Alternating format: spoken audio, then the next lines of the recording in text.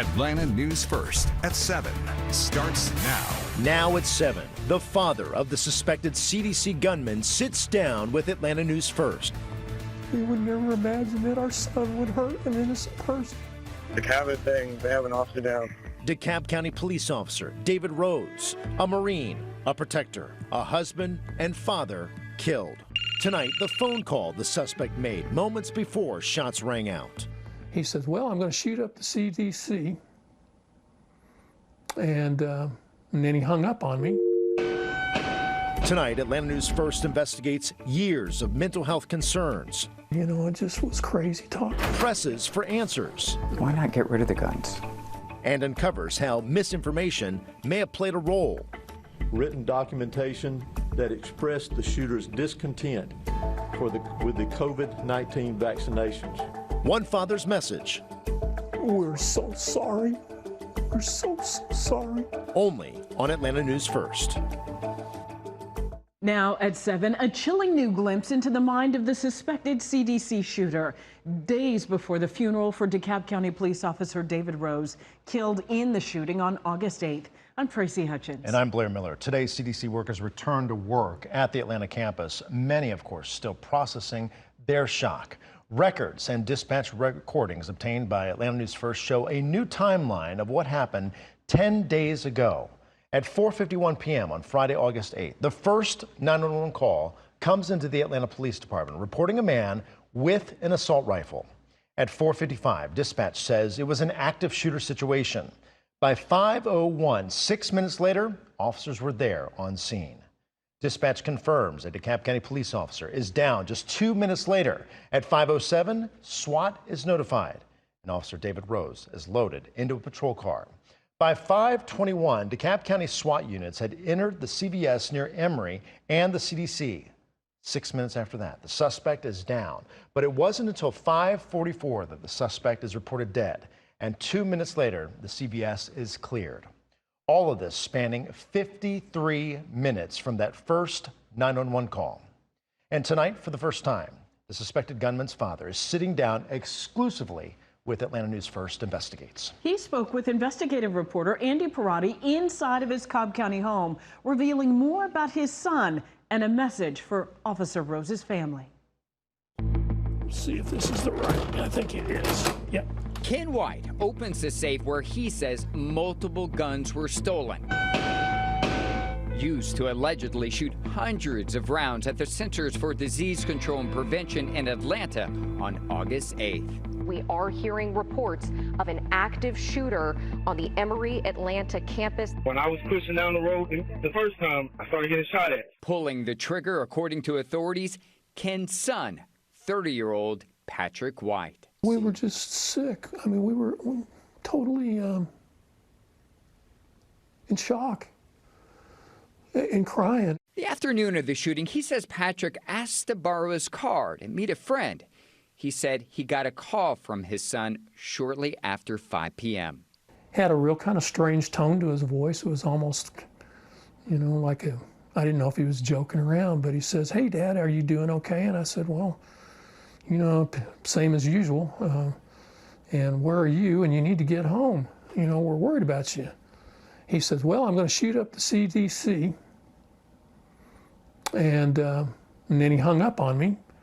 I immediately tried to call him back, and he had turned the phone off. What time is this? It's about 5:03 or so. So he calls you just minutes before Yes. starting the fire on the CDC? Correct. And when he said, "I'm about to start firing," what did he say exactly? He said, "I'm going to shoot up the CDC." When he said that, what went through your mind? I didn't know whether to take him seriously or not. Even the tone of his voice was odd. It wasn't like a very serious tone of voice. I thought, what's he up to now? You know, and I tried to call him right back, and I thought he's pulling another one of his bonehead, you know, stunts. The 69-year-old said he sat in his living room for about 5 minutes and then turned on the local news. If you are just joining us, we are hearing reports of an active shooter on the Emory Atlanta campus. I'm very worried that he might have been involved in this shooting today. Can't get any information from anybody. I've called the DeKalb County 911 number 3 times and left detailed information, and no one has ever called us back. And I don't know if he was involved. I need some help.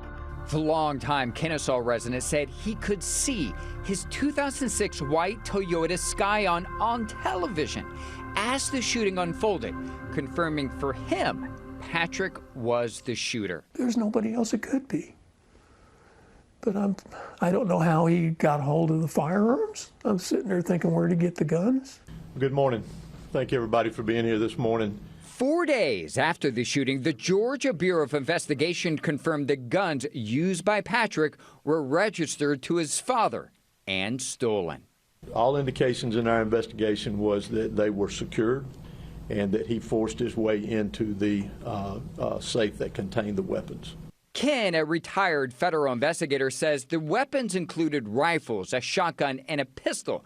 He's not sure how his son got them out of the safe, but he did show us scratches from inside. Somebody got in there, obviously, and tried to slide something up and down in there is what it looks like.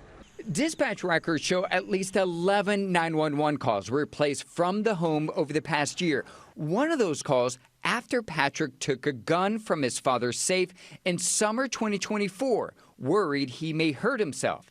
His family says Patrick was admitted into a mental health hospital. About a week later, he returned to his parents' home. The guns still there. We thought they were safe. I had locked them up. I kept the key on my person 24/7. I slept with it. Why not get rid of the guns? I don't know at this point. I hadn't yet. I was a big part of my what I did for fun and relaxation. Is I did a lot of shooting. Enjoyed it very much. I don't know the answer to that right off the top of my head. I would have probably done that had I ever known. Well, I would not probably. I would have done that had I known that this was going to happen. About a year later, we have just learned that a police officer has been taken to the hospital. Authorities say his son somehow broke into his father's safe again, this time taking multiple guns used to target the CDC, killing DeKalb County police officer David Rose. Oh, yeah, I'll sit down. We're so sorry. We're so sorry. We grieve for her husband, their father, their son. If I'd have had any idea he was going to hurt anybody, I'd have had him locked up immediately. As much as we're grieving for our son, and believe me, we are, we're grieving for Officer Rose a whole lot more. And Andy Parati joins us now here in studio. Andy, it is chilling to listen to him recount that in real time, what was going on. Now, you mentioned in that story that Patrick White's family was concerned that he could hurt himself in the past. They called police about it last year. Was there any history of mental illness here? Well, first, they say they never expected he would ever hurt anyone. Second, there were signs that while he didn't have an official mental health diagnosis that they know of, there were signs. One of the biggest clues are medications bottles that he left behind and with Patrick's name on them. 2 of the prescriptions are to treat major depression. One is commonly prescribed to treat schizophrenia and bipolar disorder. After our hour-long interview, Patrick's father allowed us to see his son's room and the basement in their home where he lived, where he spent a lot of his time. Investigators confiscated his computer and a video game console before we got there. His father told us that his son did not have any friends, never dated anyone, and while he had a degree in computer security, he told us he could not hold down a job. They also told us about a medical procedure that they believe led to years of intense back pain for their son. I think we felt he was depressed. Again, he had nobody in his life but us, and the pain was just wearing him out. So, yeah, we worried that he was depressed. Would only be natural that he would be, and we encouraged him to try to get help. He didn't want to have anything to do with that. And the problem that I ran into is that as soon as he turned 18, he had certain rights that I couldn't, without really good reason, like I know for sure he's going to hurt himself or others, couldn't do anything about it. And you talk about mental health. Yeah. Do we know if Patrick sought out any mental health treatment in the past? Well, according to the family, he did spend some time in at least one mental health facility. That was in Smyrna, but it's unclear exactly what kind of treatment that he got. It happened last summer after he took his father's gun, and the facility that we're talking about is the Ridgeview Institute in Smyrna. According to its website, it does treat people for depression, bipolar, and other mental illnesses. When he got out about a week later, his family says the facility did not share any treatment plans with him. And because Patrick was an adult, it's unclear if they were required to. Here's what Natalie Woodward told us. She's an attorney. The family asked them to help navigate these difficult times. She has years of experience litigating cases exposing inadequate mental health resources in the medical industry. It looks like there was no mental health therapy happening. And a lot of times that's not required. You know, there are doctors that will give you mental health medications without the requirement that you attend therapy. And that makes no sense, because if someone is bipolar or schizophrenic or has an issue enough that would justify medication, it has to be required that that be done in combination with therapy. And from everything we can tell here, he was getting medications for mental health issues, but not getting any treatment that involved therapy or anything other than a prescription script over and over again. We reached out to Ridgeview, obviously, for a response, but did not get one. And I think the question on so many people's minds is, why target the CDC? Right. What was the motivation there? According to the family, they can only assume that it's his discontent with the COVID vaccine and the lie that apparently he believed was hurting people. For some context, his family is very pro-vaccine. They all got their COVID vaccines during the pandemic. It wasn't until after his father got cancer about 2 years ago that things really escalated. When his family asked Patrick to get the vaccine again because of his father's condition, he claimed that the vaccine was killing him. During a press conference last week, GBI said it found documents showing his discontent with the vaccine. Here's a copy of one of those documents Patrick wrote. It says, the COVID shots were always meant to indiscriminately murder as many people as possible. His family and attorney Natalie Woodward want to reiterate they know Patrick's claims were false, fueled by misinformation he found online, and they had no clue his frustration with the vaccine would turn to violence.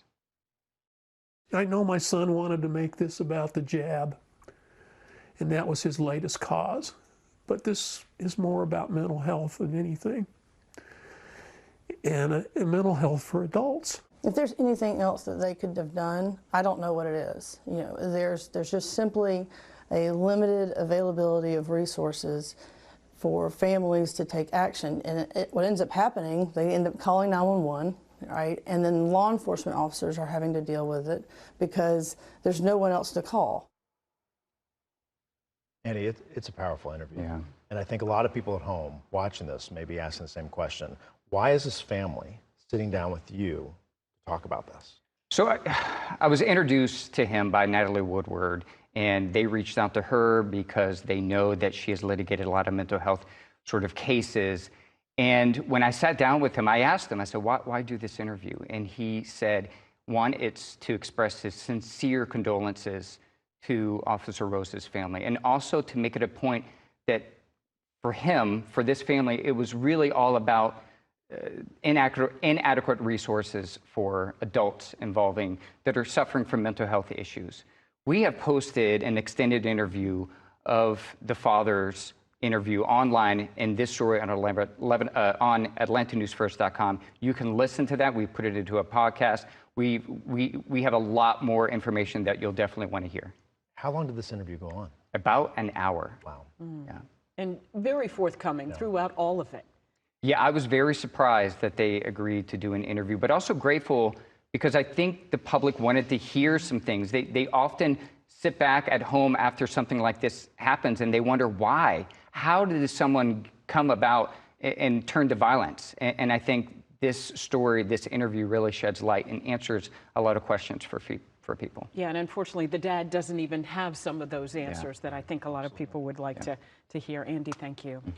Well, of course, this coming Friday, Officer David Rose will be laid to rest. The 33-year-old's funeral will be at First Baptist Church, Atlanta. That's on North Peachtree Road in Dunwoody. It starts at 11 a.m. It's open to the public. We have the information on our website. Atlanta News First had a chance to sit down with his mother ahead of the funeral. She is just now beginning to grieve the loss of her son. A father, a son, a hero described in one word. Fearless. That's how Devane Atkinson Burnett remembers her son, David Rose, a DeKalb County police officer killed in the CDC shooting, who stood with courage to the very end. He put his all into everything he did. David began his life of service in the U.S. Marine Corps, where he served with honor and excelled. The sergeant that, trained him and stuff said, you must come from a line of family of Marines, or you have someone military. He says, no, I have a 5'1" mother. And she was on me. A graduate of Peachtree Ridge High School northeast of Atlanta, David chose to return to home soil after the Marines. He wanted to help his community by joining the DeKalb County Police Department. I was concerned. I was very worried. And I said, oh my goodness, DeKalb have a lot of crime, and a lot of police get killed, and it's so hard in DeKalb.